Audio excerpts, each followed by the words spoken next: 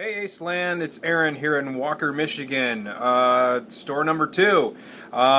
Today we're going to go over how to make a list using the RF gun. We finally wanted to make a video to show all of our managers, assistant managers, and floor people how to make a list using the RF gun and manipulate that data into the computer so you can do bin labels, you can do clearance procedures, you can make signs for a group. A lot of things you can do with the RF gun that I don't think we're utilizing fully, so this video hopefully will help you. We'll show you from beginning to end, from scanning the data, getting that data then into the computer, then taking that data going into an Excel program, taking that back from the Excel and putting it back in so we can then print bin labels or put it on a promotion or do whatever we want with it. Forgive the ceiling back there. We're a little bit tore up with construction right now, so let's get into how to do a bin label using the RF gun. Alright, so I've got my RF gun here and I want to show you some options. Once you turn it on and you get it logged into the Eagle Mobile, that's what we're using, is Eagle Mobile, the newer version. What you want to do is that you see there is item maintenance, receiving physical, location maintenance, and label printing. We want to hit the arrow button and go over to item lists. If you can see that, it says item lists, and you just go ahead and tap it. You can also use a stylus or just a regular ink pen with it, not put it out. Make sure you don't screw it on the screen, that's bad. And you will see I know the white balance is kind of low right here. You will see the list and description of different lists that are made. What we want to do is at the bottom it says add new. That's an add a new list. We want to make a new list for whatever we're doing today. So if you hit add new, at the top it says item lists. So what I do is hit the backspace button at that particular time. Watch what happens. You can see it. Hopefully you can. I'm going to hit the backspace. Clears it right out. And I'm going to make it a name that I can remember. The name that you use really isn't important. It's a one-time use kind of thing. You can use your name. That's typically what I use, is a name, so I can go back and delete it later. They know who use it. I might even put my last name, Rayborn, so they know exactly if in case there's more than one Aaron that's using this. So I've got list Rayborn right there. It's probably backwards, but there you go. And list type is labels. We're making labels. Even though you're making a list, you want it to say labels, okay? And then, very important, this will save you a lot of time and a lot of headache because I've done this before, is you want to make sure you check the box that says include quantities. Please show up there. Check the box that says include quantities. And then just go ahead and hit add. And it just says item, and then it says list Rayborn underneath it. At this particular time, we are ready to scan stuff on the floor. And you simply just scan the UPC. You can do that by taking the product off the shelf and actually scanning the UPC, or simply just scanning the bin hook itself with the UPC on it. You can physically type it in as well. It does not matter. You can scan multiple things twice. It doesn't matter. That's what that little checkbox was for. So in case you did accidentally scan multiple of the same item, don't worry about it. You'll see in the next step that doesn't really matter much. So you can scan the multiple things. So if you scan it once and then 10 minutes later you scan it again, it's no big deal. One thing while you're starting to scan, if you ever get a giant UPC start to scan at the top, or if it displays on the screen, what you want to do is stop. What that means is that the UPC that you last scanned wasn't in the system. There was something wrong with that particular SKU. So you want to go back and find it. If you don't go back and find it, whenever that started, it's not recording the data after that. So if you're scan along, and you simply look down, you see this giant UPC come on the screen, you're going to want to stop and go back and see if you check the last thing that you scanned to see if that's been recorded. If it's not, then you want to continue to go back and see where that error took place. But for all practical purposes, or all intensive purposes, you should just be able to scan right down a row. Everything should be in the system. Boom, boom, boom. Do your list, do your row, do your group of sections, whatever you want to do. And once you get done scanning all of your stuff, then we'll manipulate the data. So go ahead and go scan all your stuff that you want to scan, and then come back to the next step. Okay, so here we are. We are ready to scan some items. I've got my list ready to go. My gun's ready to go. You can see it says item and it says my list name Rayborn. I've got some items laid out before me just to kind of do a sample list, a small sampling, about 5 items that we're going to be doing here. So I'm just going to take the gun and you just simply scan the UPC, and obviously what's going to happen on the screen of the RF gun is going to show the item number, what it is, and the UPC, and it says how many do you want. Well, there's just one there in front of me. If you wanted to print bin labels, this is the point where you can actually add different quantities. So if you wanted 3 signs, 4 signs, whatever. If you're just making a list to put it in a clearance mode or a clearance list, then 1 is just sufficient. It'll take that whole SKU, and it doesn't matter how many you have on hand. It'll just do it. So I'm going to continue scanning all of these UPCs just to make sure I've got them all in the list. Different. You can hear it, the gun make noise after every single one. And then finally I've got some tennis balls here. I'm going to scan some tennis balls, and that completes my list. Now this is very important. After you're done scanning your last item, you want to make sure you hit the enter button. So right now it's on the screen. Just because you scan it doesn't mean it's in the file yet. Once you hit enter, now it's in the file. So my list is ready to go. Down at the bottom right hand corner, you're going to see details. You want to hit the details button, and you've got 4 options. You can delete the list, build label manager file, review list, or select list. We want to build label manager file. We're ready to build our file. We're going to go ahead and click it, and we can see right on the screen that it says the label file BL021202.504 has been built. Just go into label manager and print your labels. We're going to go into the computer now, and I'll show you what to do with the data after this point. I can also delete this because I am physically done with the list on the screen. If I just go ahead and delete my list from the gun, so I can use the list Rayborn later down the road, and it doesn't clog up the system. We're done with the RF gun at this particular point. So let's slam into the computer, and I'll show you where to go from there.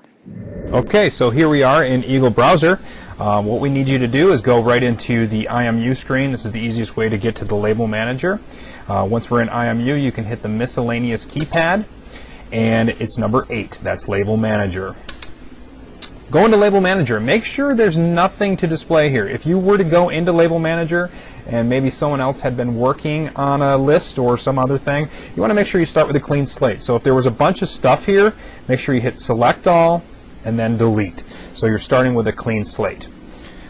If you have a clean slate like I do here, hit the import key, and this is where we're looking for our list that our gun made for us. You can see there's already some in here from some other folks, or probably me, and we're looking for the bin label that the gun said, and it was actually that one, BL021202. What does this mean?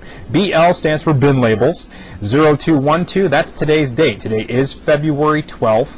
And it's the second list that I have made today, and I did it on terminal 504. Earlier in the day I did make another list. That would be that one, but for our demonstration, for what we need is this one right here. I'm going to click OK, and it's going to start to import my stuff that I had before. There's my water wick, my tape, my air deflectors that I had, and the racket balls that I have there. Now you can see that there's a ton of information. I mean, this thing goes over for columns and columns and columns, and it's way too much information that we need.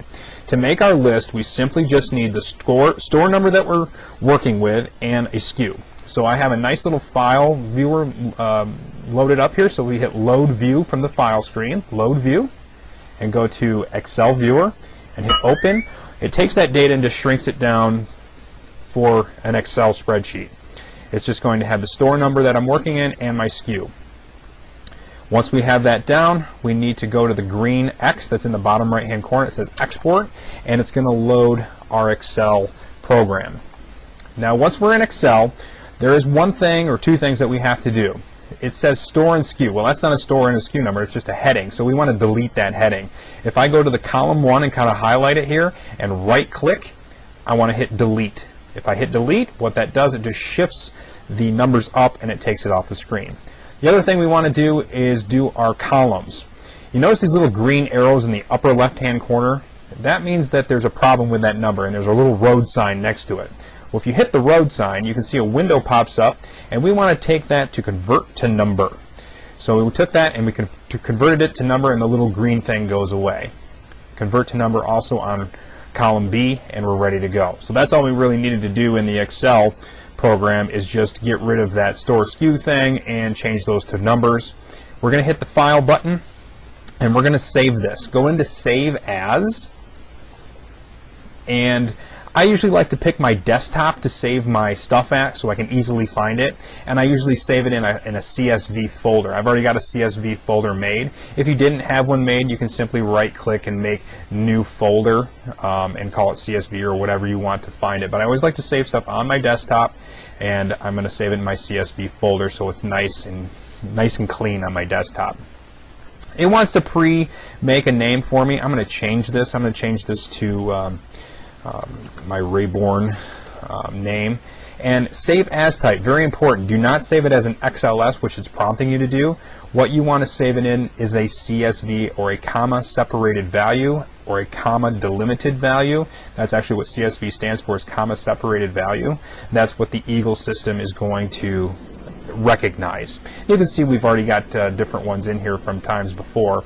I'm just going to save mine as Rayborn and make sure it says CSV. Once we have that, we're going to hit save. It will give you kind of an error. It just says, hey, some features might not be available. That's normal. Just go ahead and hit click yes, and it's saved. We're done with Excel, so we're going to close out. It's going to ask if we want to save it again. We do not, so don't save it again because we already did.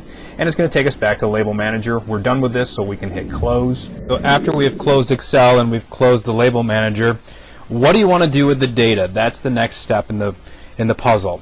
Well, typically a lot of people like to go into clearance and clearance it off or give it a promotion so they can discount it. So let's close IMU2 and we'll go into MIP, Modify Item Promotion. And obviously we don't have a promotion set up yet, but what we want to use is a viewer, and we just want to grab that CSV file and put it right in so we don't have to hand type all those SKUs. Now again, I'm only using a list of 5 or 6 SKUs, but when you have a list of, let's say, I don't know, 100 to 200 SKUs, it gets very tedious to type every single number in and discount it at 50% or 75. So we're going to use a viewer, and we're going to hit the miscellaneous keypad, use a custom SKU list, and oddly enough, number 6, import CSV file. How handy, since we just made one. We can find that wherever we put it was on our desktop in our CSV file folder, and remember that was called Rayborn. So let's open that up. Do we want to clear the grid first? Yes, we do. And there's our 5 SKUs, or 100, or whatever we had. Now, how do we get it from here into MIP? It's very simple. Just simply hit enter, and it will select all records from the viewer. Yes. And they are now imported. So it went back to the viewer. Let's close this, and you'll see now that this is MIP screen, and there they are. We didn't have to type a single thing in. Now if we had 100 SKUs, it would generate them right in there.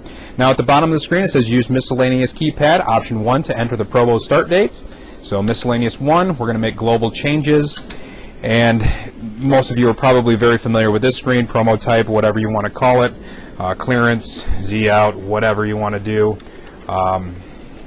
And your start date, end date, and so on. And then you would just start it for a year or wherever you wanted to do from there. You know, doing your percent off at 50% off was where we start at, or whatever it might be. 25, hit OK, and those changes would take place. Yes. Are you sure I want to continue? Yes. There they are. You would hit change, and they would be uploaded. Now that is permanent, and then you'd run your RUP to finalize those changes. So as you can see, making a CSV file is really not that hard. It looks like there's a lot of steps involved, but once you've done this a few times, it just becomes second nature. You just be clicking right through it and you know exactly what to do. This little gadget can save your life, I'm telling you.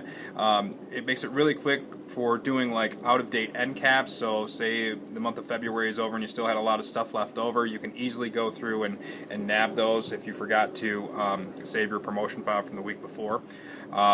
Or from the month before. Also, you know, for making signs, so if your store looks a little lacking on signage and you need a bunch of signs or a batch of signs, you can easily go through, just scan those items really quick and throw them right into Label Manager. You don't have to make a CSV if you're doing just signage, the CSV is only for like clearance procedures where you don't have to type all that stuff into MIP. Makes it extremely easy. Now, one thing that I didn't talk about was, if you notice when I was going into MIP, we didn't ZZZ the location, or we didn't change the flag from store closeout no to store closeout yes. You do still have to do those manually. There's no shortcut around that as of yet. A macro could be invented that could take care of that. But as of right now, you would have to print out that list, which you could easily do because now you have a CSV. You can print that out, and you just have the SKU numbers there, which you can easily type in and change those from store closeout no to store closeout yes, and then change your location to ZZZ or whatever you want it to be. So I hope this was helpful. If you liked videos like this, leave a comment or let me know, and or if there's something I missed, or if you want me to go over any other future videos, I'd be happy to do it. So long for now. Bye.